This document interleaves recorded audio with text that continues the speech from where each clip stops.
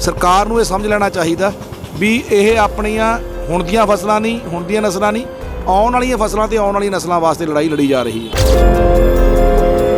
किते फिर आपां ये समझिए कि सरकार दा मीटिंग लई ना बुलाउणा हुण किसानां नूं सरकार ने इग्नोर करना शुरू कर दित्ता है।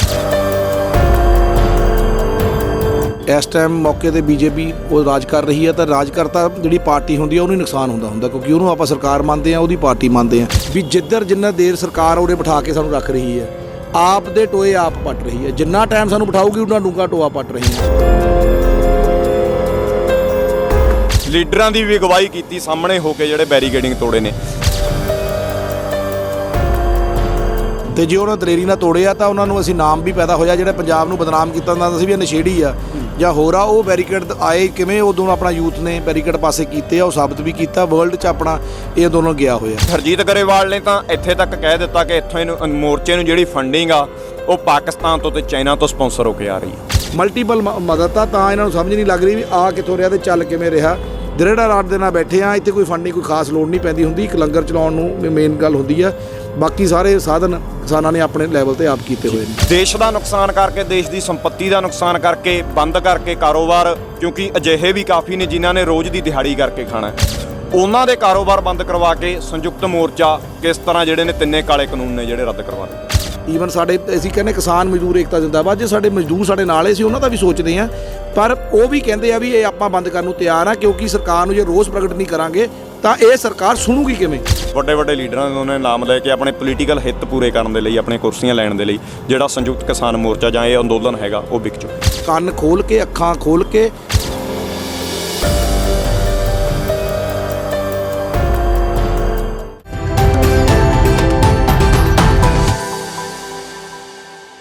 ਸਤਿ ਸ਼੍ਰੀ ਅਕਾਲ ਪਿਆਰੇ ਦੋਸਤੋ, ਪ੍ਰਾਈਡ ਪੰਜਾਬ ਟੀਵੀ ਤੇ ਤੁਹਾਡਾ ਸਵਾਗਤ। ਦਿੱਲੀ ਦੇ ਸਿੰਘੂ ਬਾਰਡਰ ਦੇ ਉੱਪਰ ਅਸੀਂ ਮੌਜੂਦ ਹਾਂ ਜੀ।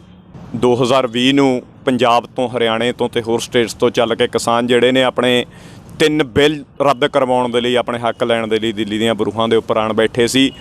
ਲਗਾਤਾਰ ਉਸੇ ਦਿਨ ਤੋਂ ਸੰਘਰਸ਼ ਚੱਲ ਰਿਹਾ। ਕਿਸਾਨ ਲੀਡਰਾਂ ਵੱਲ ਪੰਜਾਬ ਦੇ ਲੋਕ ਜਾਂ ਪੂਰੇ ਦੇਸ਼ ਦੇ ਲੋਕ ਦੇਖਦੇ ਨੇ। ਸੰਯੁਕਤ ਕਿਸਾਨ ਮੋਰਚੇ ਦੀ ਸਟੇਜ ਤੋਂ ਕਹੀ ਹੋਈ ਇੱਕ ਇੱਕ ਗੱਲ ਜਿਹੜੀ ਆ ਪੂਰੇ ਦੇਸ਼ ਦੇ ਲੋਕਾਂ ਦੇ ਵਿੱਚ ਅੱਗ ਦੇ ਵਾਂਗ ਫੈਲਦੀ ਆ। ਸੰਯੁਕਤ ਮੋਰਚੇ ਦੇ ਬਹੁਤ ਸੀਨੀਅਰ ਲੀਡਰ, ਭਾਰਤੀ ਕਿਸਾਨ ਯੂਨੀਅਨ ਏਕਤਾ ਕਾਦੀਆਂ ਦੇ ਪ੍ਰਧਾਨ ਬਾਈ ਹਰਮੀਤ ਸਿੰਘ ਜੀ ਕਾਦੀਆਂ ਸਾਡੇ ਨਾਲ ਮੌਜੂਦ ਨੇ। ਜਾਣਦੇ ਆ ਮੋਰਚੇ ਦੀ ਮੌਜੂਦਾ ਸਥਿਤੀ ਕੀ ਕਹਿੰਦੀ ਆ। ਆਖਰ 10 ਮਹੀਨੇ ਜਿਹੜੇ ਹੋ ਚੁੱਕੇ ਨੇ, ਹੋਰ ਕਿੰਨਾ ਲੰਬਾ ਸਮਾਂ ਜਿਹੜਾ ਪੰਜਾਬ ਦੇ ਲੋਕਾਂ ਨੂੰ ਜਾਂ ਦੇਸ਼ ਦੇ ਲੋਕਾਂ ਨੂੰ ਸੰਘਰਸ਼ ਕਰਨਾ ਪੈਣਾ। ਬਾਈ ਜੀ ਬਹੁਤ ਬਹੁਤ ਸਵਾਗਤ। ਸਤਿ ਸ਼੍ਰੀ ਅਕਾਲ ਜੀ ਸਾਰਿਆਂ ਨੂੰ। ਬਾਈ ਜੀ 10 ਮਹੀਨੇ ਹੋ ਚੁੱਕੇ ਨੇ ਸੰਘਰਸ਼ ਚੱਲਦੇ ਨੂੰ। ਅੱਜ ਦੇ ਸਮੇਂ ਦੀ ਗੱਲ ਕਰੀਏ, ਕਿੱਥੇ ਖੜਾ ਸੰਘਰਸ਼ ਅੱਜ ਦੇ ਟਾਈਮ 'ਚ? ਦੇਖੋ 3 ਕਾਨੂੰਨਾਂ ਤੇ ਆਪਾਂ ਆਏ ਸੀਗੇ। MSP ਨੂੰ ਲੀਗਲ ਕਰਾਉਣ ਵਾਸਤੇ ਵੀ, ਕਾਨੂੰਨੀ ਮਾਨਤਾ ਦੇਣ ਵਾਸਤੇ ਇੱਥੇ ਆਪਾਂ ਸੰਘਰਸ਼ 26-27 ਨੂੰ ਇੱਥੇ ਦਿੱਲੀ ਪਹੁੰਚੇ। ਲਗਾਤਾਰ ਸੰਘਰਸ਼ ਚੱਲਦੇ 'ਚ ਅਸੀਂ ਮੰਗ ਰੱਖੀ ਸਰਕਾਰ ਮੂਹਰੇ। 11 ਜਾਂ 12 ਦੌਰ ਦੀਆਂ ਆਪਣੀਆਂ ਮੀਟਿੰਗਾਂ ਹੋਈਆਂ। ਉੱਥੇ ਅਸੀਂ ਆਪਣੇ ਆਪ ਨੂੰ ਸਫਲ ਕਰਕੇ ਬਣਾਤਾ ਵੀ ਹਾਂ ਜਿਹੜੀ ਮੰਗ ਅਸੀਂ ਲੈ ਕੇ ਆਏ ਹਾਂ ਉਹ ਵਾਜਬ ਆ। ਤੁਸੀਂ ਨਾਨ ਕੌਂਸਟੀਟਿਊਸ਼ਨ ਬਣਾਇਆ ਕਾਨੂੰਨ, ਇਹ ਕੌਂਸਟੀਟਿਊਸ਼ਨ 'ਚ ਲਿਖੇ ਨਹੀਂ ਹੋਏ। ਸਟੇਟ ਦੇ ਜਿਹੜੇ ਹੱਕ ਸੀ ਉਹ ਸਟੇਟ ਨੂੰ ਮਿਲਣੇ ਚਾਹੀਦੇ ਆ, ਜਿਹੜੇ ਸੈਂਟਰਲ ਦੇ ਹੱਕ ਆ ਸੈਂਟਰ ਨੂੰ ਮਿਲਣੇ ਚਾਹੀਦੇ ਨੇ। ਅਤੇ ਇਸ ਤਰ੍ਹਾਂ ਹੀ ਇਹ ਸੰਘਰਸ਼ ਲੜਦੇ ਆਏ ਅਤੇ ਸਰਕਾਰ ਆਪਣੀ ਰਾਜ ਹੱਟ ਦੇ ਵਿੱਚ ਅੜੀ ਕਰਕੇ ਹੁਣ 10 ਮਹੀਨੇ ਤੱਕ ਪਹੁੰਚ ਗਏ। ਪਰ ਜਿਵੇਂ ਦਾ ਜੋਸ਼ ਪਹਿਲੇ ਦਿਨ ਸੀ ਕਿਸਾਨਾਂ 'ਚ, ਉਦੋਂ ਦਾ ਜੋਸ਼ ਹੋਣਾ। ਜਿਵੇਂ ਜਿਵੇਂ ਫਸਲਾਂ ਵੱਢਣ ਦਾ ਟਾਈਮ ਆਇਆ ਜਾਂ ਫਸਲਾਂ ਲਗਾਉਣ ਦਾ ਟਾਈਮ ਆਇਆ, ਲੋਕ ਆਪਣੇ ਘਰਾਂ 'ਚ ਗਏ, ਖੇਤਾਂ 'ਚ ਕੀਤੀ, ਨਾਲ ਹੀ ਤਾਂ ਖੇਤੀ ਕੀਤੀ, ਨਾਲ ਦੇ ਨਾਲ ਸੰਘਰਸ਼ ਆਪਣਾ ਹਿੱਸਾ ਇੱਕ 10-10 ਵਾਰੀਆਂ ਬੰਨ੍ਹ ਕੇ ਇਸ ਸੰਘਰਸ਼ ਦੇ ਵਿੱਚ ਹਿੱਸਾ ਲੈਂਦੇ ਰਹੇ ਅਤੇ ਸੰਘਰਸ਼ ਵੱਧਦਾ ਰਿਹਾ। ਇਹਦੇ ਵਿੱਚ ਬੜੇ ਪੜਾਅ ਆਏ, ਬੜੇ ਅਸੀਂ ਕਹਿ ਲਈਏ ਵੀ ਮੋਰਚੇ ਜਿੱਤੇ। ਜਿਵੇਂ ਕਿ ਇੱਕ ਪਾਰਲੀਮੈਂਟ ਆਪਾਂ ਲਾਈ ਸੀਗੀ, ਮੌਕ ਪਾਰਲੀਮੈਂਟ, ਉਹ ਬਾਹਰ ਲਾਈ। ਉੱਥੇ ਰਾਹੁਲ ਗਾਂਧੀ ਤੱਕ, ਆਪੋਜੀਸ਼ਨ ਲੀਡਰਾਂ ਤੱਕ ਆਉਣ ਦੀ, ਉੱਥੇ ਉਹਨਾਂ ਨੂੰ ਦੇਖਣ ਦੀ ਲੋੜ ਪਈ। ਕੇਰਲਾ ਦੇ ਸਾਰੇ MP ਆਏ ਅਤੇ ਸਾਰੇ ਕਾਲੇ ਕਾਨੂੰਨ ਦੇ ਵਿੱਚ ਮੰਨੇ ਵੀ ਇਹ ਕਾਲੇ ਕਾਨੂੰਨ ਨੇ ਅਤੇ ਉਹ ਪਾਰਲੀਮੈਂਟ ਚਲਾ ਕੇ ਅਸੀਂ ਪਾਰਲੀਮੈਂਟ ਦੇ ਬਰਾਬਰ ਅਸੀਂ ਸਾਬਤ ਕਰਤਾ ਵੀ ਜੇ ਤੁਸੀਂ ਅੰਦਰ ਬੈਠ ਕੇ ਇਹ ਕਾਨੂੰਨ ਪੜ੍ਹੇ ਹੁੰਦੇ, ਇਹ ਕਾਨੂੰਨ ਦੀ ਡਿਸਕਸ਼ਨ ਹੋਈ ਹੁੰਦੀ ਤਾਂ ਤੁਹਾਨੂੰ ਅੰਦਰ ਹੀ ਪਤਾ ਲੱਗ ਜਾਂਦਾ। ਅੰਦਰ ਧੱਕੇ ਨਾਲ ਕਾਨੂੰਨ ਪਾਸ ਕਰਾਏ। ਲੋਕ ਸਭਾ 'ਚ ਤਾਂ ਇਹਨਾਂ ਦੀ ਗਿਣਤੀ ਵੱਧ ਸੀ, ਪਰ ਰਾਜ ਸਭਾ ਦੇ ਵਿੱਚ ਇਹਨਾਂ ਨੇ ਵੋਇਸ ਮੇਲ ਨਾਲ ਇਹ ਕਾਨੂੰਨ ਪਾਸ ਕਰਾਇਆ ਜਿਹੜਾ ਕਿ ਗੈਰ ਵਿਧਾਨਿਕ ਆ। ਉੱਥੇ ਵੋਟਿੰਗ ਪਾਉਣ ਦਾ ਹੱਕ ਜਿਹੜਾ ਆਪੋਜੀਸ਼ਨ ਦਾ ਨਹੀਂ ਦਿੱਤਾ ਗਿਆ, ਕਿਉਂਕਿ ਉਹਦੇ ਉੱਥੇ ਜਿਹੜੀ ਬੀਜੇਪੀ ਪਾਰਟੀ ਸੀ ਉਹ ਘੱਟ ਗਿਣਤੀ ਸੀ ਤੇ ਦੂਜੀਆਂ ਪਾਰਟੀਆਂ ਵੱਧ ਗਿਣਤੀ ਸੀ, ਉਹ 'ਤੇ ਖਤਰਾ ਲੱਗਦਾ ਸੀ ਇਹਨੂੰ ਰੋਕਣ ਦਾ। ਅਤੇ ਪਹਿਲੇ ਕਾਨੂੰਨ ਆ ਵੀ 6 ਮਹੀਨੇ ਦੇ ਵਿੱਚ ਜਦੋਂ ਇਹ ਆਰਡੀਨੈਂਸ ਆਇਆ ਜਿਆਦਾ ਵਿਰੋਧ ਚੱਲ ਰਿਹਾ, ਵਿਰੋਧ ਦੇ ਵਿੱਚ ਇਹਨਾਂ ਨੇ ਬਿੱਲ ਬਣਾਏ। ਬਿੱਲ ਬਣਾ ਕੇ ਹੁਣ ਉਹਦੀ ਜਾਣ ਕੇ ਰਾਜ ਹੱਟ ਕਰੀ ਜਾ ਰਹੇ ਨੇ, ਜਿੱਥੇ ਕਿ ਸੰਵਿਧਾਨ ਤੌਰ 'ਤੇ ਲੋਕਤੰਤਰ ਤੌਰ 'ਤੇ ਲੋਕਾਂ ਦੀ ਜੇ ਆਵਾਜ਼ ਚੱਲਣੀ ਆ, ਜੇ ਲੋਕਤੰਤਰ 'ਚ ਲੋਕਾਂ ਦੀ ਆਵਾਜ਼ ਹੁੰਦੀ ਆ, ਜੇ ਲੋਕਾਂ ਦੀ ਆਵਾਜ਼ ਸੁਣਨੀ ਆ ਤਾਂ ਇਹ ਬਿੱਲ ਇਹਨਾਂ ਨੂੰ ਰੱਦ ਕਰਨੇ ਪੈਣਗੇ। ਅਤੇ ਜਦ ਤੱਕ ਇਹ ਬਿੱਲ ਰੱਦ ਨਹੀਂ ਹੁੰਦੇ ਜਦ ਤੱਕ ਸੰਘਰਸ਼ ਜਾਰੀ ਆ ਅਤੇ ਕਿਸਾਨ ਉੱਦਾਂ ਹੀ ਚੜ੍ਹਦੀ ਕਲਾ 'ਚ ਬੈਠੇ ਨੇ। ਸਰਕਾਰ ਨੂੰ ਇਹ ਸਮਝ ਲੈਣਾ ਚਾਹੀਦਾ ਵੀ ਇਹ ਆਪਣੀਆਂ ਹੁਣ ਦੀਆਂ ਫਸਲਾਂ ਨਹੀਂ, ਹੁਣ ਦੀਆਂ ਨਸਲਾਂ ਨਹੀਂ, ਆਉਣ ਵਾਲੀਆਂ ਫਸਲਾਂ ਤੇ ਆਉਣ ਵਾਲੀਆਂ ਨਸਲਾਂ ਵਾਸਤੇ ਲੜਾਈ ਲੜੀ ਜਾ ਰਹੀ ਹੈ। ਜਨਵਰੀ ਦੇ ਵਿੱਚ 22 ਜਾਂ 23 ਜਨਵਰੀ ਨੂੰ ਸਰਕਾਰ ਦੇ ਨਾਲ ਜਿਹੜੀ ਆ ਕਿਸਾਨ ਸੰਯੁਕਤ ਕਿਸਾਨ ਮੋਰਚੇ ਦੀ ਮੀਟਿੰਗ ਹੁੰਦੀ ਆ। 7-8 ਮਹੀਨੇ ਉਸ ਗੱਲ ਨੂੰ, ਤਕਰੀਬਨ 7 ਮਹੀਨੇ ਹੋ ਚੁੱਕੇ ਨੇ। ਉਸ ਤੋਂ ਬਾਅਦ ਪੰਜਾਬ ਦੇ ਲੋਕ, ਹਰਿਆਣੇ ਦੇ ਲੋਕ ਜਾਂ ਯੂਪੀ ਦੇ ਲੋਕ ਲਗਾਤਾਰ ਸੰਯੁਕਤ ਕਿਸਾਨ ਮੋਰਚੇ ਵੱਲ ਦੇਖ ਰਹੇ ਨੇ, ਲਗਾਤਾਰ ਸਵਾਲ ਕਰ ਰਹੇ ਨੇ ਕਿ ਮੀਟਿੰਗ ਕਦੋਂ ਤੱਕ ਹੋਊਗੀ। ਕਿਤੇ ਫਿਰ ਆਪਾਂ ਇਹ ਸਮਝੀਏ ਕਿ ਸਰਕਾਰ ਦਾ ਮੀਟਿੰਗ ਲਈ ਨਾ ਬੁਲਾਉਣਾ ਹੁਣ ਕਿਸਾਨਾਂ ਨੂੰ ਸਰਕਾਰ ਨੇ ਇਗਨੋਰ ਕਰਨਾ ਸ਼ੁਰੂ ਕਰ ਦਿੱਤਾ। ਦੇਖੋ ਸਰਕਾਰ ਜਿੰਨਾ ਟਾਈਮ ਲੰਬਾ ਪਾਈ ਜਾਊਗੀ, ਇਸ ਟਾਈਮ ਮੌਕੇ 'ਤੇ ਬੀਜੇਪੀ ਉਹ ਰਾਜ ਕਰ ਰਹੀ ਹੈ, ਤਾਂ ਰਾਜਕਰਤਾ ਜਿਹੜੀ ਪਾਰਟੀ ਹੁੰਦੀ ਹੈ ਉਹਨੂੰ ਨੁਕਸਾਨ ਹੁੰਦਾ ਕਿਉਂਕਿ ਉਹਨੂੰ ਆਪਾਂ ਸਰਕਾਰ ਮੰਨਦੇ ਹਾਂ, ਉਹਦੀ ਪਾਰਟੀ ਮੰਨਦੇ ਹਾਂ। ਜਿਵੇਂ ਵੈਸਟ ਬੰਗਾਲ 'ਚ ਹਾਰੇ ਨੇ, ਉੱਦਾਂ ਹੀ ਹੁਣ ਜਿਹੜਾ ਯੂਪੀ ਮਿਸ਼ਨ ਲੈ ਕੇ ਗਏ ਆ, ਉੱਥੇ ਲੱਖਾਂ ਦਾ ਇਕੱਠ ਜਿਹੜਾ ਮੁਜ਼ੱਫਰਨਗਰ ਹੋਇਆ, ਉਸ ਗਰਾਊਂਡ ਬਾਰੇ ਕਿਹਾ ਜਾਂਦਾ ਸੀ ਵੀ ਇਸ ਗਰਾਊਂਡ 'ਚ ਜਦੋਂ ਵੀ ਇਹ ਗਰਾਊਂਡ ਭਰ ਜਾਂਦਾ ਤਾਂ ਸਰਕਾਰ ਪਲਟ ਜਾਂਦੀ ਹੈ ਯੂਪੀ ਦੀ। ਅਤੇ ਉਹ ਗਰਾਊਂਡ 'ਚ ਤਾਂ ਇੱਕ ਹਿੱਸਾ ਬੰਦੇ ਹੀ ਰਹੇ, 2 ਹਿੱਸਾ ਤਾਂ ਬਾਹਰ ਸੜਕਾਂ 'ਤੇ ਖੜ੍ਹੇ ਰਹਿ ਗਏ, ਜਿਹੜਾ ਕਿ CID ਰਿਕਾਰਡ ਵੀ ਆ ਅਤੇ ਮੀਡੀਆ ਨੇ ਵੀ ਆਪਣਾ ਸ਼ੋਅ ਕੀਤਾ। ਤਾਂ ਉਸ ਤੋਂ ਸ਼ੋਅ ਹੋ ਰਿਹਾ ਵੀ ਇਹ ਆਪਣੀ ਰਾਜ ਹੱਟ ਕਰ ਰਹੇ ਨੇ। ਰਾਜਸਥਾਨ 'ਚ ਹੋਈ ਆ ਰੈਲੀ, ਕਰਨਾਲ ਰੈਲੀ ਹੋਈ ਆ, ਉਸ ਤੋਂ ਬਾਅਦ ਅਤੇ ਜਿਵੇਂ ਲੋਕ ਸੜਕਾਂ 'ਤੇ ਉਤਰੇ ਨੇ, ਉਹ ਸਰਕਾਰ ਨੂੰ ਜੇ ਨਹੀਂ ਦਿਖ ਰਿਹਾ ਤਾਂ ਉਹ ਲੋਕਤੰਤਰ ਨੂੰ ਮਾਰ ਰਹੇ ਨੇ। ਅਸੀਂ ਲੋਕਤੰਤਰ ਨੂੰ ਜਿੰਦਾ ਕਰ ਰਹੇ ਹਾਂ। ਜਿੰਨੀਆਂ ਸਰਕਾਰਾਂ ਅੱਜ ਤੱਕ ਆਈਆਂ, ਜਿੰਨੀਆਂ ਰਾਜਨੀਤਿਕ ਪਾਰਟੀਆਂ ਆਈਆਂ, ਉਹ ਧਰਮ ਦੇ ਨਾਂ 'ਤੇ, ਜਾਤ ਦੇ ਨਾਮ 'ਤੇ ਡਿਵਾਈਡ ਕਰਦੀ ਰਹੀਆਂ। ਇੱਕ ਪਹਿਲਾ SKM ਬਣਿਆ ਜਿਹੜਾ ਧਰਮ ਦੇ ਨਾਮ 'ਤੇ ਜੋੜ ਰਿਹਾ, ਜਾਤ ਦੇ ਨਾਮ 'ਤੇ ਜੋੜ ਰਿਹਾ, ਅਤੇ ਇੱਕ ਕਿੱਤੇ ਨਾਲ ਬਿਲੋਂਗ ਹੋ ਕੇ ਇੱਕ ਨੈਸ਼ਨਲਿਸਟੀ ਦਿਖਾ ਰਿਹਾ। ਜਿੰਨੇ ਇਹ ਸਾਨੂੰ ਕਹਿੰਦੇ ਸੀ ਵੀ ਇਹ ਅੱਤਵਾਦੀ ਆਏ ਨੇ, ਕਮਿਊਨਿਸਟ ਆਏ ਨੇ, ਨਕਸਲਾਈ ਨੇ, ਸਗੋਂ ਇਹ ਨਕਸਲ ਸਾਡੇ ਵਾਸਤੇ ਬਣੇ ਹੋਏ ਨੇ। ਇਸ ਟਾਈਮ ਸਰਕਾਰ ਦੇ ਲੋਕਤੰਤਰ ਦੇ ਵਿੱਚ ਲੋਕਾਂ ਦੀ ਆਵਾਜ਼ ਨਹੀਂ ਸੁਣ ਰਹੇ। ਬਾਈ ਜੀ, ਦਿੱਲੀ ਦੀਆਂ ਬਰੂਹਾਂ ਤੱਕ ਜਦੋਂ ਆਏ ਸੀ, ਨਵੰਬਰ ਦੇ ਵਿੱਚ ਚੱਲੇ ਸੀ, ਬੈਰੀਗੇਡਿੰਗ ਚਾਹੇ ਤੋੜਨੀ ਹੋਵੇ, ਪੁਲਿਸ ਨਾਲ ਆਮਣਾ ਸਾਹਮਣਾ ਕਰਨਾ ਹੋਵੇ, ਇਹਦੇ ਵਿੱਚ ਕੋਈ ਦੋ ਰਾਏ ਨਹੀਂ ਕਿ ਨੌਜਵਾਨ ਵਰਗ ਦਾ ਬਹੁਤ ਵੱਡਾ ਯੋਗਦਾਨ ਸੀ। ਨੌਜਵਾਨ ਵਰਗ ਨੇ ਲੀਡਰਾਂ ਦੀ ਵੀ ਅਗਵਾਈ ਕੀਤੀ, ਸਾਹਮਣੇ ਹੋ ਕੇ ਜਿਹੜੇ ਬੈਰੀਗੇਡਿੰਗ ਤੋੜੇ ਨੇ। ਪਰ ਹੁਣ ਖਬਰਾਂ ਇਹ ਵੀ ਨਿਕਲਦੀਆਂ ਨੇ ਕਿ ਨੌਜਵਾਨ ਵਰਗ ਜਿਹੜਾ ਅੰਦੋਲਨ ਤੋਂ ਕਿਤੇ ਨਾ ਕਿਤੇ ਖਫਾ ਹੋ ਗਿਆ। ਜਨਵਰੀ ਤੋਂ ਬਾਅਦ ਜਾਂ ਫਰਵਰੀ ਤੋਂ ਬਾਅਦ ਗਿਣਤੀ ਜਿਹੜੀ ਆ ਨੌਜਵਾਨਾਂ ਦੀ ਲਗਾਤਾਰ ਘਟ ਰਹੀ ਆ। ਇਸ ਤਰ੍ਹਾਂ ਦੀਆਂ ਰਿਪੋਰਟਸ ਆਉਣਾ ਸੰਯੁਕਤ ਕਿਸਾਨ ਮੋਰਚੇ ਲਈ ਕਿੰਨਾ ਕੁ ਚਿੰਤਾ ਦਾ ਵਿਸ਼ਾ ਹੋ ਸਕਦਾ? ਨਹੀਂ, ਤੁਸੀਂ ਗਿਣਤੀ ਘਟਦੀ ਕਹਿ ਸਕਦੇ ਹੋ, ਕੰਮ ਵੇਲੇ ਨੌਜਵਾਨ ਨੇ ਪਿੱਛੇ ਜਾਣਾ। ਜਿਹੜੀ ਬੈਰੀਕੇਡ ਤੋੜਨ ਦੀ ਗੱਲ ਆ, ਅਸੀਂ ਫਿਰ ਨੌਜਵਾਨ ਰੱਖੇ ਕਿਉਂ ਆ? ਬੱਚੇ ਆ, ਮਾਂ-ਬਾਪ ਥੋੜ੍ਹੀ ਕਰਨਗੇ, ਬੱਚੇ ਹੀ ਕੰਮ ਕਰਨਗੇ ਨਾ ਤੋੜਨ ਦਾ। ਅਤੇ ਜੇ ਉਹਨਾਂ ਦਲੇਰੀ ਨਾਲ ਤੋੜਿਆ ਤਾਂ ਉਹਨਾਂ ਨੂੰ ਅਸੀਂ ਨਾਮ ਵੀ ਪੈਦਾ ਹੋਇਆ, ਜਿਹੜੇ ਪੰਜਾਬ ਨੂੰ ਬਦਨਾਮ ਕੀਤਾ ਜਾਂਦਾ ਸੀ ਵੀ ਇਹ ਨਸ਼ੇੜੀ ਆ ਜਾਂ ਹੋਰ ਆ। ਉਹ ਬੈਰੀਕੇਡ ਆਏ ਕਿਵੇਂ, ਉਦੋਂ ਆਪਣਾ ਯੂਥ ਨੇ ਬੈਰੀਕੇਡ ਪਾਸੇ ਕੀਤੇ ਆ, ਉਹ ਸਾਬਤ ਵੀ ਕੀਤਾ। ਵਰਲਡ 'ਚ ਆਪਣਾ ਇਹ ਅੰਦੋਲਨ ਗਿਆ ਹੋਇਆ, ਵਰਲਡ 'ਚ ਇਹ ਵੀ ਅੰਦੋਲਨ ਗਿਆ ਵੀ ਯੂਥ ਏਡੇ ਵੱਡੇ ਲੈਵਲ ਸੀ ਤਾਂ ਵੀ ਆਪਾਂ ਸ਼ਾਂਤੀ ਰੱਖਣ 'ਚ ਕਾਬਲ ਹੋਏ ਹਾਂ। ਅਤੇ ਕਿਤੇ ਨਾ ਕਿਤੇ ਮਗਰਲੇ ਕਾਰ ਵਿਹਾਰ ਹੁੰਦੇ ਉਹ ਜਾਣਾ ਹੁੰਦਾ, ਪਰ ਹੁਣ ਸਾਰਾ ਯੂਥ ਇਹਦੇ ਨਾਲ ਆ ਰਿਹਾ। ਇਹ ਇੱਕ ਤਰ੍ਹਾਂ ਜਿਹੜੀਆਂ ਦੂਜੀਆਂ ਆਪਾਂ ਗੋਦੀ ਮੀਡੀਆ ਕਹਿ ਲਈਏ, ਉਹ ਇਹਨੂੰ ਫੈਲਾਉਂਦਾ ਰਹਿੰਦਾ ਹੁੰਦਾ ਵੀ ਇਹ ਕਿਤੇ ਨਾ ਕਿਤੇ ਡਿਵਾਈਡ ਹੋ ਜਾਣ। ਕਦੀ ਉਹ ਧਰਮ ਦੇ ਨਾਲ ਤਾਂ ਡਿਵਾਈਡ ਕਰਨ ਦੀ ਕੋਸ਼ਿਸ਼ ਕਰਦੇ ਸੀ, ਜਾਤ ਦੇ, ਅੱਜ ਮਤਲਬ ਯੂਥ 'ਤੇ ਦੂਜੇ ਕਰਦੇ ਆ। ਕੀ ਕਿਸਾਨ ਜਥੇਬੰਦੀਆਂ ਯੂਥ ਨਹੀਂ ਹੈ? ਸਾਰਾ ਯੂਥ ਹੁੰਦਾ, ਸਾਰੇ ਹਰ ਵਰਗ ਹੁੰਦਾ ਹਰ ਜਥੇਬੰਦੀ 'ਚ। ਜਿਹੜਾ ਵੀ ਦੂਜਾ ਯੂਥ ਆਇਆ ਸਾਡਾ, ਜਿਹਨੂੰ ਆਪਾਂ ਆਰਗੈਨਿਕ ਯੂਥ ਕਹਿ ਦਿੰਦੇ ਹਾਂ, ਜਿਹੜਾ ਕਿਸੇ ਜਥੇਬੰਦੀ 'ਚ ਨਹੀਂ ਸੀ, ਉਹ ਵੀ ਆਇਆ ਅਤੇ ਹੁਣ ਵੀ ਉਹ ਗੇੜਾ ਲਾ ਕੇ ਆਪਣੀ ਹਾਜ਼ਰੀ ਲਾ ਕੇ ਜਾਂਦੇ ਨੇ। ਬਾਈ ਜੀ, 10 ਮਹੀਨੇ ਹੋ ਚੁੱਕੇ ਨੇ ਅੰਦੋਲਨ ਨੂੰ, ਲੰਗਰ ਵਗੈਰਾ ਚੱਲ ਰਹੇ ਨੇ, ਸਾਰਾ ਖਰਚਾ ਜਿਹੜਾ ਬਹੁਤ ਹੋ ਰਿਹਾ। ਲਗਾਤਾਰ ਖਰਚੇ ਨੂੰ ਲੈ ਕੇ ਜਿਹੜੇ ਨੇ ਸਵਾਲ ਵੀ ਚੱਕੇ ਜਾ ਰਹੇ ਨੇ ਬੀਜੇਪੀ ਦੇ ਆਗੂਆਂ ਵੱਲੋਂ, ਜਾਂ ਹੋਰ ਵੀ ਤੁਹਾਡੇ ਤੱਕ ਨਿਊਜ਼ ਪਹੁੰਚਦੀਆਂ ਹੋਣੀਆਂ। ਕਹਿੰਦੇ ਕਿ ਫੰਡਿੰਗ ਕਿੱਥੋਂ ਆ ਰਹੀ? ਹਰਜੀਤ ਗਰੇਵਾਲ ਨੇ ਤਾਂ ਇੱਥੇ ਤੱਕ ਕਹਿ ਦਿੱਤਾ ਕਿ ਇੱਥੋਂ ਇਹਨੂੰ ਮੋਰਚੇ ਨੂੰ ਜਿਹੜੀ ਫੰਡਿੰਗ ਆ ਉਹ ਪਾਕਿਸਤਾਨ ਤੋਂ ਅਤੇ ਚਾਈਨਾ ਤੋਂ ਸਪਾਂਸਰ ਹੋ ਕੇ ਆ ਰਹੀ ਆ। ਦੇਖੋ, ਗੱਲ ਇਹ ਆ ਵੀ ਰਾਜਨੀਤਿਕ ਪਾਰਟੀਆਂ ਨੂੰ ਫੰਡਿੰਗ ਦਾ ਬਹੁਤ ਫਿਕਰ ਰਹਿੰਦਾ, ਕਿਉਂਕਿ ਉਹਨਾਂ ਨੇ ਫੰਡਿੰਗ ਕਰਨੀ ਹੁੰਦੀ ਹੈ ਘਰ ਨੂੰ ਜੋੜਨ ਨੂੰ। ਇੱਥੇ ਇਹ ਸਾਰੀ ਸੰਗਤ ਦੀ ਫੰਡਿੰਗ ਆ, ਇੱਕ ਘਰ 'ਚੋਂ ਰਸਤ ਆਉਂਦੀ ਆ, ਉਹ ਇੱਥੇ ਲੰਗਰਾਂ 'ਚ ਲੱਗਦੀ ਆ। ਲਗਾਤਾਰ ਜਿਹੜੇ ਬਾਬਾ ਜੀ ਨੇ ਇੱਥੇ ਲੰਗਰ ਲਾਏ ਹੋਏ ਨੇ, ਗੁਰਦੁਆਰੇ ਟਾਈਪ ਲਾਏ ਆ, HGBC ਨੇ ਵੀ ਲਾਇਆ ਹੋਇਆ ਅਤੇ ਮੁਸਲਮਾਨ ਭਾਈਚਾਰੇ ਨੇ ਵੀ ਲਾਇਆ ਹੋਇਆ। ਉਹ ਲਗਾਤਾਰ ਅਟੁੱਟ ਵਗਦਾ ਪਿਆ। ਇਹ ਬਾਬੇ ਨਾਨਕ ਦਾ 20 ਰੁਪਏ ਦਾ ਲੰਗਰ ਆ, ਇਹ ਤਾਂ 560 ਸਾਲ ਦਾ ਚੱਲ ਰਿਹਾ। ਇਹਨਾਂ ਨੂੰ ਅੱਜ ਚੱਲਦਾ ਕਿਵੇਂ ਮਾੜਾ ਲੱਗ ਰਿਹਾ? ਇਹ ਚੱਲਦਾ ਰਹਿਣਾ। ਇਹ ਅੰਦੋਲਨ ਦੇ ਵਿੱਚ ਜੇ ਸਾਡੀ ਇੱਕ ਤਰ੍ਹਾਂ ਦੀ ਕਹਿ ਲਈਏ ਵੀ ਅੰਦੋਲਨ ਕਰਨ 'ਚ ਕਾਮਯਾਬੀ ਆ, ਉਹ ਇੱਕ ਲੰਗਰ ਦੀ ਪ੍ਰਥਾ ਜਿਹੜੀ ਬਾਬੇ ਨਾਨਕ ਨੇ ਸ਼ੁਰੂ ਕੀਤੀ ਆ, ਉਹ ਵੀ ਬਹੁਤ ਵੱਡੀ ਸਾਡੇ ਸਾਥ ਦੇ ਰਹੀ ਆ, ਜਿਹੜੀ ਇੱਥੇ ਅੰਦੋਲਨ ਨੂੰ ਕਾਮਯਾਬ ਕਰਨ ਨੂੰ ਰਹਿ ਰਹੀ ਹੈ। ਫੰਡਿੰਗ ਦੀ ਗੱਲ ਤਾਂ ਇਹਨਾਂ ਨੂੰ ਫਿਕਰ ਲੱਗਿਆ ਰਹਿੰਦਾ। ਫੰਡਿੰਗ, ਸਾਡੇ ਬੱਚੇ ਬਾਹਰ ਗਏ ਹੋਏ ਨੇ, ਉਹ ਬੱਚੇ ਟਰੱਕ ਚਲਾਉਂਦੇ ਨੇ, ਹੋਰ ਨੇ, ਉਹਨਾਂ ਨੂੰ ਵੀ ਇੱਥੋਂ ਪਤਾ ਵੀ ਕਿਹੜੀ ਕੰਡੀਸ਼ਨ 'ਚ ਗਏ ਨੇ। ਉਹ ਆਹੀ ਮੋਟਰਾਂ ਦੇ ਖੂਹਾਂ 'ਤੇ ਬੈਠ ਕੇ ਨਹਾ ਕੇ ਇੱਥੋਂ ਹੀ ਗਏ ਨੇ, ਇਹੀ ਖੇਤੀ ਕਰਦੇ ਗਏ ਨੇ। ਉਹਨਾਂ ਨੂੰ ਦਰਦ ਹੈਗਾ, ਇਸ ਕਰਕੇ ਉਹ ਵੀ ਸਾਡੀ ਮਦਦ ਕਰਦੇ ਨੇ। ਬਾਕੀ ਪਿੰਡਾਂ 'ਚੋਂ ਮਦਦ ਆ ਰਹੀ ਹੈ, ਉਹ ਲਗਾਤਾਰ ਇੱਕ ਮਲਟੀਪਲ ਮਦਦ ਆ। ਤਾਂ ਇਹਨਾਂ ਨੂੰ ਸਮਝ ਨਹੀਂ ਲੱਗ ਰਹੀ ਵੀ ਆ ਕਿੱਥੋਂ ਰਿਹਾ ਤੇ ਚੱਲ ਕਿਵੇਂ ਰਿਹਾ। ਦਰੇੜਾ ਰਾਤ ਦੇ ਨਾਲ ਬੈਠੇ ਆ, ਇੱਥੇ ਕੋਈ ਫੰਡ ਨਹੀਂ, ਕੋਈ ਖਾਸ ਲੋੜ ਨਹੀਂ ਪੈਂਦੀ ਹੁੰਦੀ। ਇੱਕ ਲੰਗਰ ਚਲਾਉਣ ਨੂੰ ਮੇਨ ਗੱਲ ਹੁੰਦੀ ਆ, ਬਾਕੀ ਸਾਰੇ ਸਾਧਨ ਕਿਸਾਨਾਂ ਨੇ ਆਪਣੇ ਲੈਵਲ 'ਤੇ ਆਪ ਕੀਤੇ ਹੋਏ ਨੇ। ਅੱਛਾ, ਇੱਕ ਨਾ ਸੰਯੁਕਤ ਮੋਰਚੇ ਦਾ ਇੱਕ ਸਮਾਂ ਅਜਿਹਾ ਸੀ ਕਿ ਇੱਕ ਵਾਰ ਕਾਲ ਕੀਤੀ ਹੋਈ ਸਾਰੇ ਦੇਸ਼ ਦੇ ਵਿੱਚ, ਸਾਰੇ ਦੇਸ਼ ਦੇ ਕਿਸਾਨਾਂ ਦੇ ਵਿੱਚ ਅੱਗ ਦੀ ਮੰਗ ਫੈਲਦੀ ਸੀ। ਹੌਲੀ ਹੌਲੀ ਖਬਰਾਂ ਸੰਯੁਕਤ ਕਿਸਾਨ ਮੋਰਚੇ ਦੇ ਵਿੱਚ ਫੁੱਟਦੀਆਂ ਵੀ ਆਈਆਂ ਨੇ। ਕਾਫੀ ਆਗੂਆਂ ਦੇ ਹੋਰ ਆਗੂਆਂ ਨਾਲੋਂ ਬਿਆਨ ਜਿਹੜੇ ਨੇ ਵੱਖਰੇ ਆਏ ਨੇ, ਤੁਹਾਨੂੰ ਸਭ ਪਤਾ। ਜੇਕਰ ਅੰਦੋਲਨ ਚਲਾਉਣ ਵਾਲੀ ਜਥੇਬੰਦੀ ਦੇ ਵਿੱਚ ਹੀ ਫੁੱਟ ਪੈ ਜਾਊਗਾ ਤਾਂ ਫਿਰ ਕਿਸ ਤਰ੍ਹਾਂ ਇਹ ਅੰਦੋਲਨ ਜਿਹੜਾ ਜਿੱਤਿਆ ਜਾ ਸਕਦਾ? ਦੇਖੋ, ਤੁਸੀਂ ਕਿਹਾ ਵੀ ਆਗੂਆਂ ਦੇ ਅਲੱਗ-ਅਲੱਗ ਵਿਚਾਰ ਆਏ ਨੇ, ਅਲੱਗ-ਅਲੱਗ ਬਿਆਨ ਆਏ ਨੇ। ਅਲੱਗ-ਅਲੱਗ ਵਿਚਾਰਧਾਰਾ ਹੋਣੀ ਚਾਹੀਦੀ ਹੈ। ਅਲੱਗ-ਅਲੱਗ ਵਿਚਾਰਧਾਰਾ ਨੂੰ ਮੇਲ ਕਰਕੇ ਹੀ ਇੱਕ ਵਿਚਾਰਧਾਰਾ ਬਣਦੀ ਹੈ, ਜਿਹੜੀ ਸਾਂਝੀਵਾਦ ਵਿਚਾਰਧਾਰਾ ਹੁੰਦੀ ਹੈ। ਇਹ ਅੰਦੋਲਨ ਨੂੰ ਅਲੱਗ-ਅਲੱਗ ਤਰੀਕੇ ਨਾਲ ਰਿਪਰੈਜ਼ੈਂਟ ਕਰਨਾ, ਅਲੱਗ-ਅਲੱਗ ਐਂਗਲ ਤੋਂ ਦੇਖਣਾ ਜ਼ਰੂਰੀ ਆ। ਹਰ ਇੱਕ ਵਰਗ ਦਾ ਇਹਦੇ 'ਚ ਬੰਦਾ ਹੈਗਾ ਕਿ ਜੇ ਆਪਾਂ ਕਹੀਏ ਵੀ ਇਹ ਕਮਿਊਨਿਸਟ ਨਹੀਂ ਹੈ, ਕਮਿਊਨਿਸਟ ਵੀ ਹੈ, ਜਿਹੜੀਆਂ ਸੋਸ਼ਲਿਸਟ ਪਾਰਟੀਆਂ ਉਹ ਵੀ ਹੈਗੀਆਂ ਨੇ, ਤਾਂ ਸਾਰਿਆਂ ਦਾ ਵਿਚਾਰ ਅਲੱਗ-ਅਲੱਗ ਹੁੰਦੇ ਨੇ, ਕੋਈ ਇੱਕ ਐਂਗਲ 'ਤੇ ਨਹੀਂ ਹੁੰਦਾ। ਪਰ ਗੱਲ ਇਹ ਹੈ ਵੀ ਜਿੱਦਣ ਅਸੀਂ ਮੀਟਿੰਗ ਉੱਠਦੇ ਹਾਂ, ਬਾਅਦ 'ਚ ਇੱਕ ਵਿਚਾਰ ਬਣਾਉਂਦੇ ਹਾਂ, ਉਹ ਇਹ ਵਿਚਾਰ 'ਤੇ ਪੂਰੀ ਸਫਲਤਾ ਨਾਲ ਪਹਿਰਾ ਦਿੰਦੇ ਹਾਂ। ਜੇ ਕੋਈ ਵੀ ਫੈਸਲਾ ਹੁੰਦਾ ਸੰਯੁਕਤ ਮੋਰਚੇ ਦਾ, ਉਹ ਅੱਜ ਵੀ ਲੋਕਾਂ ਦੇ ਉੱਦਾਂ ਹੀ ਲਾਗੂ ਹੋ ਰਿਹਾ। ਮੀਡੀਆ ਜਿਵੇਂ ਮਰਜ਼ੀ ਆਪਣਾ ਦਿਖਾਉਣ ਦੀ ਕੋਸ਼ਿਸ਼ ਕਰ ਰਿਹਾ, ਜਿਹੜਾ ਮੋਦੀ ਮੀਡੀਆ, ਪਰ ਜਿਵੇਂ ਕਾਲੇ ਝੰਡੇ ਲਗਾਉਣ ਨੂੰ ਕਿਹਾ ਸੀ ਉਹ ਲੱਗੇ, ਜੇ 2 ਘੰਟੇ ਰਸਤੇ ਰੋਕਣ ਨੂੰ ਕਿਹਾ ਉਹ ਰੁਕੇ ਆ। ਹੁਣ 27 ਦਾ ਬੰਦ ਆ ਰਿਹਾ ਤੁਹਾਡੇ ਸਾਹਮਣੇ, ਜਿਹੜਾ ਪੰਜਾਬ ਤੋਂ ਸ਼ੁਰੂ ਹੋਇਆ ਸੀ, ਇਹ ਤੁਹਾਨੂੰ ਅੰਦੋਲਨ ਐਂ ਲੱਗੂ ਵੀ ਪੂਰੇ ਭਾਰਤ 'ਚ ਫੈਲ ਚੁੱਕਿਆ ਤੇ ਮੋਦੀ ਦੀ ਜੜ੍ਹਾਂ 'ਚ ਪੈ ਚੁੱਕਿਆ। ਬਾਈ ਜੀ, 27 ਦੇ ਬੰਦ ਦੀ ਤੁਸੀਂ ਨੇ ਗੱਲ ਕੀਤੀ ਆ, ਪਹਿਲਾਂ ਵੀ 2-3 ਵਾਰ ਜਿਹੜਾ ਸੰਯੁਕਤ ਕਿਸਾਨ ਮੋਰਚੇ ਵੱਲੋਂ ਬੰਦ ਕਰਨ ਦੀ ਜਿਹੜੀ ਆ ਕਾਲ ਦਿੱਤੀ ਗਈ ਸੀ। ਪਰ ਸਵਾਲ ਚੱਕਣੇ ਵਾਲੇ ਇਹ ਵੀ ਚੱਕ ਰਹੇ ਨੇ ਕਿ ਮੁਕਾਬਲਾ ਸਿੱਧਾ ਜਿਹੜਾ ਮੋਦੀ ਸਰਕਾਰ ਦੇ ਨਾਲ ਹੈਗਾ।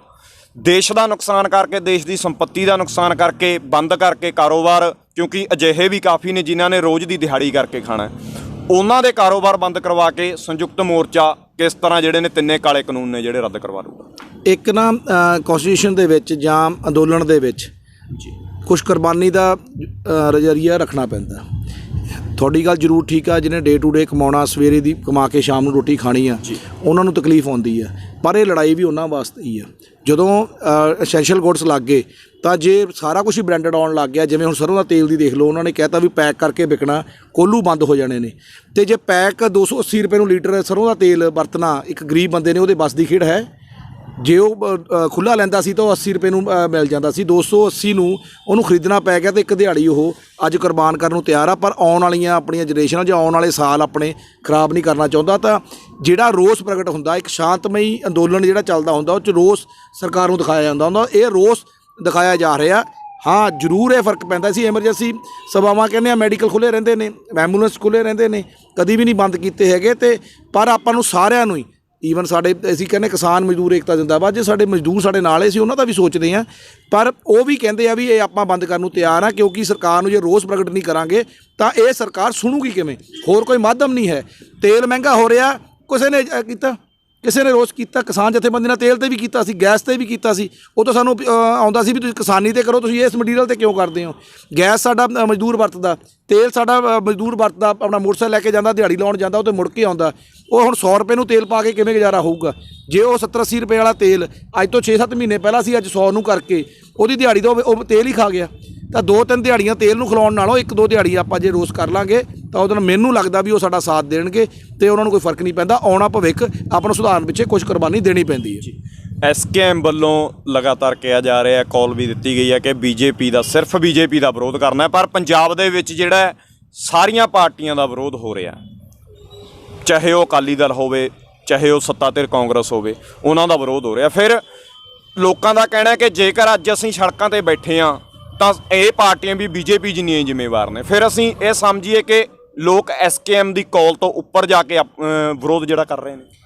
SKM ਦੀ ਕਾਲ ਤੋਂ ਉੱਪਰ ਜਾ ਕੇ ਕਰਨਾ ਜਾਂ ਨਾ ਕਰਨਾ ਨਹੀਂ ਇਸ ਗੱਲ ਸੀ। SKM ਦੀ ਕਾਲ ਤਾਂ ਇਹ 10 ਤਰੀਕ ਨੂੰ ਅਸੀਂ, ਜਦੋਂ ਲੋਕਾਂ ਦੀ ਜਿਹੜਾ ਰੋਸ ਸੀ ਆਇਆ ਸੀ, ਰੋਸ ਇੰਨਾ ਵੱਧ ਗਿਆ ਸੀ, ਮੋਗੇ 'ਚ ਲਾਠੀਚਾਰਜ ਹੋ ਗਿਆ ਸੀ, ਤਾਂ ਉਹਨੂੰ ਦੇਖਦੇ ਹੋਏ ਸਾਨੂੰ ਅਕਾਲੀ ਦਲ ਨੇ ਚਿੱਠੀ ਵੀ ਲਿਖੀ ਅਤੇ ਆਪਾਂ ਪਰ ਇੱਕ ਪੋਲੀਟੀਕਲ ਪਾਰਟੀ ਨੂੰ ਬੁਲਾਉਣ ਦੀ ਜਗ੍ਹਾ ਅਸੀਂ ਸਾਰਿਆਂ ਨੂੰ ਬੁਲਾ ਲਿਆ ਸੀ।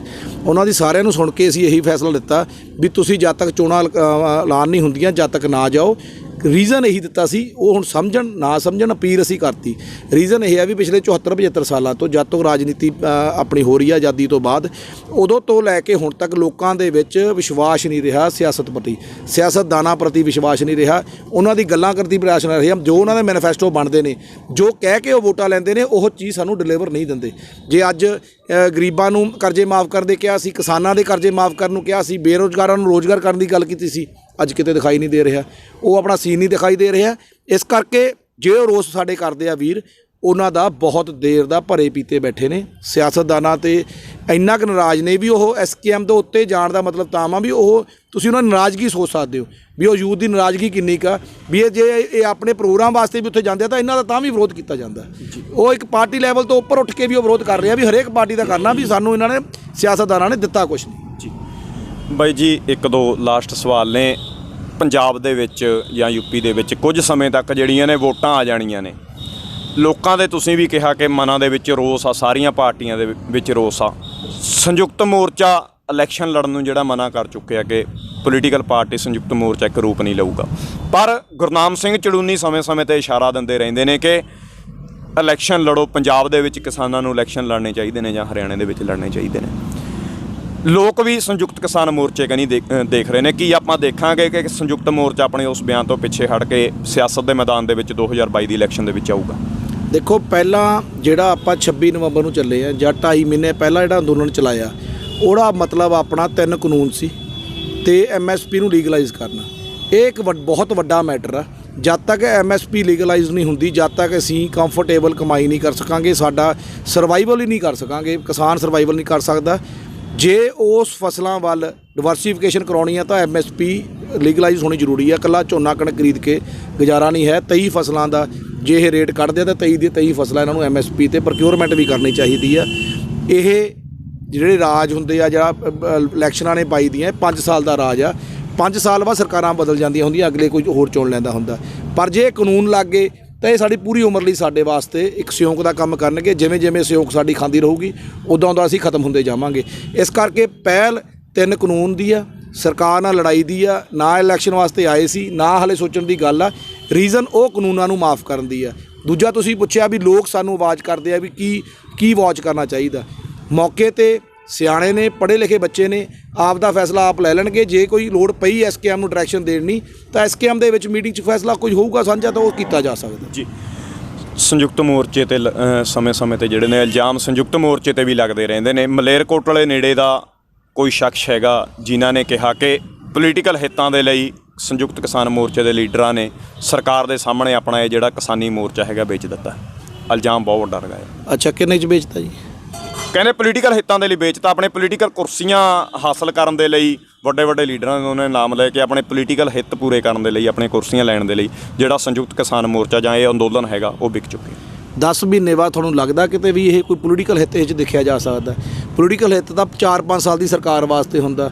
ਸਾਲ ਤੇ ਉੱਪਰ ਸਾਨੂੰ ਸੜਕਾਂ 'ਤੇ ਬੈਠੇ ਤੇ ਹੋ ਗਿਆ। ਉੱਥੇ ਪਹਿਲਾਂ ਟ੍ਰੇਨਾਂ ਦੇ ਟਰੈਕ 'ਤੇ ਬੈਠੇ ਰਹੇ, ਮੁੜ ਕੇ ਆ ਕੇ ਇੱਥੇ ਬੈਠੇ ਰਹੇ।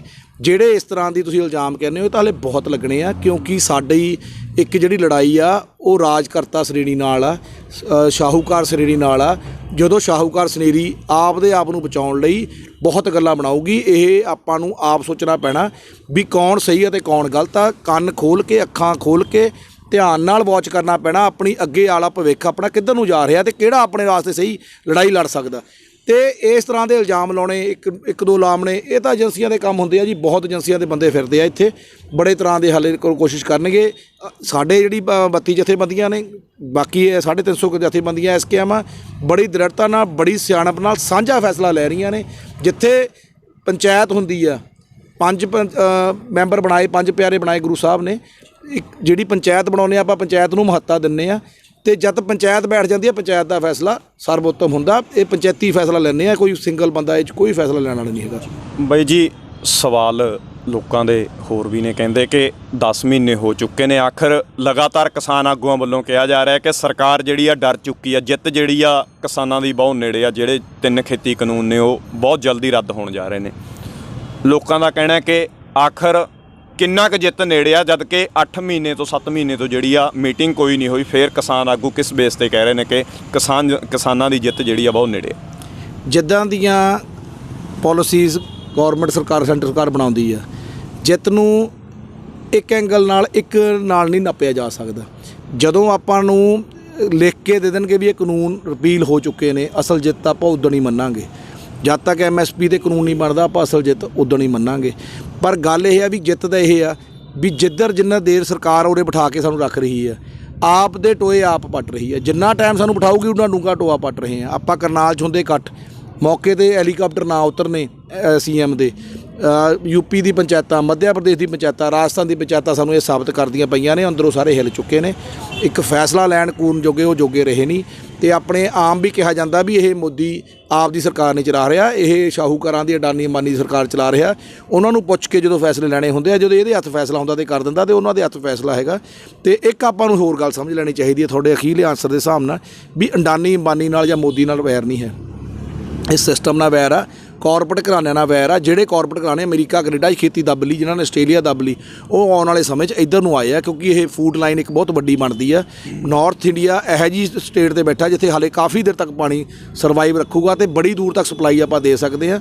ਇਹ ਬੜੇ ਵੱਡੇ ਮੋਟੇ ਮਨਸੂਬੇ ਬਣਾਏ ਹੋਏ ਆ, ਉਹਦੇ ਅੰਤਰ ਲੜਾਈ ਲੜ ਰਹੇ ਆ, ਤਾਂ ਇਹਦਾ ਟਾਈਮ ਲੱਗ ਰਿਹਾ। ਵਕਤ ਮੈਨੂੰ ਹੀ ਪਤਾ ਕਿੰਨਾ ਲੱਗੂਗਾ, ਪਰ ਅਸੀਂ ਲੜਾਈ ਜਿੱਤ ਕੇ ਜਾਣੀ ਆ। ਜਿਵੇਂ ਤੁਸੀਂ ਕਹਿੰਦੇ ਹੋ ਵੀ ਇਹ ਹਾਰੇ ਹੋਏ ਨੇ। ਕੋਈ ਟੇਬਲ ਟਾਕ ਤੋਂ ਭੱਜਣਾ ਹੀ ਹਾਰ ਹੁੰਦੀ ਹੈ। ਜਦੋਂ ਟੇਬਲ ਟਾਕ 22 ਤਰੀਕ ਤੋਂ ਬਾਅਦ ਕਰ ਹੀ ਨਹੀਂ ਸਕੇ, ਉਸ ਤੋਂ ਬਾਅਦ ਗੱਲਬਾਤ ਕਰਨ ਨੂੰ ਤਿਆਰ ਨਹੀਂ, ਗੱਲਬਾਤ ਹੈ ਹੀ ਨਹੀਂ ਉਹਨਾਂ ਕੋਲ, ਕਾਨੂੰਨੀ ਤੌਰ 'ਤੇ ਕਿਤੇ ਖੜ੍ਹਦੇ ਨਹੀਂ। ਜੇ ਖੜ੍ਹਦੇ ਹੁੰਦੇ ਸਾਨੂੰ ਝੂਠਾ ਬਣਾਉਂਦੇ, ਸਾਨੂੰ ਗੱਲਬਾਤ ਝੂਠਾ ਬਣਾਉਂਦੇ, ਅਸੀਂ ਚੁੱਪ ਹੋ ਜਾਂਦੇ। ਜੇ ਗੱਲਬਾਤ ਅਸੀਂ ਜਿੱਤੇ ਹਾਂ ਤਾਂ ਹੀ ਅਸੀਂ ਆਪਣੇ ਜਿੱਤ ਦੇ ਢੰਡੋਰੇ ਪਿੱਟ ਰਹੇ ਹਾਂ। ਬਹੁਤ ਬਹੁਤ ਸ਼ੁਕਰੀਆ ਬਾਈ, ਆਪਣਾ ਕੀਮਤੀ ਸਮਾਂ ਸਾਡੇ ਨਾਲ ਸਾਂਝਾ ਕਰ। ਓਕੇ, ਸਤਿ ਸ਼੍ਰੀ ਅਕਾਲ ਸਾਰਿਆਂ ਨੂੰ। ਸੋ ਪਿਆਰੇ ਦੋਸਤੋ, ਬਾਈ ਹਰਮੀਤ ਸਿੰਘ ਕਾਦੀਆਂ ਸੰਯੁਕਤ ਕਿਸਾਨ ਮੋਰਚੇ ਦੇ ਇੱਕ ਸੀਨੀਅਰ ਲੀਡਰ ਨੂੰ ਤੁਸੀਂ ਨੇ ਸੁਣਿਆ। ਪੂਰੇ ਕੌਨਫੀਡੈਂਟ ਨੇ। ਇਹਨਾਂ ਦਾ ਕਹਿਣਾ ਕਿ ਜਿੱਤ ਕਿਸਾਨਾਂ ਦੀ ਜ਼ਰੂਰ ਹੋਵੇਗੀ, ਲੰਬਾ ਸਮਾਂ ਥੋੜ੍ਹਾ ਹੋਰ ਜ਼ਰੂਰ ਲੱਗ ਸਕਦਾ, ਪਰ ਉਹ ਦਿਨ ਦੂਰ ਨਹੀਂ ਜਦੋਂ ਕਿਸਾਨ ਜਿਹੜੇ ਨੇ ਦਿੱਲੀ ਦੀਆਂ ਬਰੂਹਾਂ ਤੋਂ ਖੁਸ਼ੀ-ਖੁਸ਼ੀ 3 ਕਾਲੇ ਕਾਨੂੰਨ ਰੱਦ ਕਰਵਾ ਕੇ ਜਿਹੜੇ ਨੇ ਉਹ ਜਾਣਗੇ। ਸੰਯੁਕਤ ਕਿਸਾਨ ਮੋਰਚੇ ਦੇ ਉੱਪਰ ਲੱਗ ਰਹੇ ਲਗਾਤਾਰ ਇਲਜ਼ਾਮਾਂ ਬਾਰੇ ਬਾਈ ਹਰਮੀਤ ਕਾਦੀਆਂ ਨੇ ਆਪਣਾ ਸਪਸ਼ਟੀਕਰਨ ਦਿੱਤਾ। ਹੁਣ ਇਹਨਾਂ ਦੇ ਉਹ ਸਪਸ਼ਟੀਕਰਨ ਦੇ ਉੱਪਰ ਤੁਸੀਂ ਕਿੰਨੀ ਕੁ ਸਹਿਮਤੀ, ਕਿੰਨੀ ਕੁ ਅਸਹਿਮਤੀ ਰੱਖਦੇ ਹੋ, ਸਾਨੂੰ ਕਮੈਂਟ ਬਾਕਸ ਦੇ ਰਾਹੀਂ ਜ਼ਰੂਰ ਦੱਸਿਓ। ਕਿਸੇ ਹੋਰ ਨਵੀਂ ਸ਼ਖਸੀਅਤ ਦੇ ਨਾਲ ਕੋਈ ਨਵਾਂ ਮੁੱਦਾ ਲੈ ਕੇ ਬਹੁਤ ਜਲਦੀ ਤੁਹਾਡੇ ਤੱਕ ਪਹੁੰਚਦੇ ਹਾਂ। ਤਦ ਤੱਕ ਲਈ ਇਜਾਜ਼ਤ ਦਿਓ। ਪ੍ਰਾਈਡ ਪੰਜਾਬ TV ਦੇਖਦੇ ਰਹੋ। ਬਹੁਤ ਬਹੁਤ ਧੰਨਵਾਦ ਜੀ। ਤਾਜ਼ਾ ਖਬਰਾਂ ਤੇ ਨਵੀਆਂ ਜਾਣਕਾਰੀ ਭਰਪੂਰ ਵੀਡੀਓਜ਼ ਵੇਖਣ ਲਈ ਸਬਸਕ੍ਰਾਈਬ ਕਰੋ ਸਾਡਾ YouTube channel pride Punjab TV ਤੇ ਸਾਡਾ Facebook page pride Punjab TV ਨੂੰ ਫੋਲੋ ਜ਼ਰੂਰ ਕਰੋ ਤੇ ਨਾਲ ਹੀ ਨਾਲ ਇਸ ਨੂੰ ਲਾਈਕ ਵੀ ਕਰ ਲਵੋ।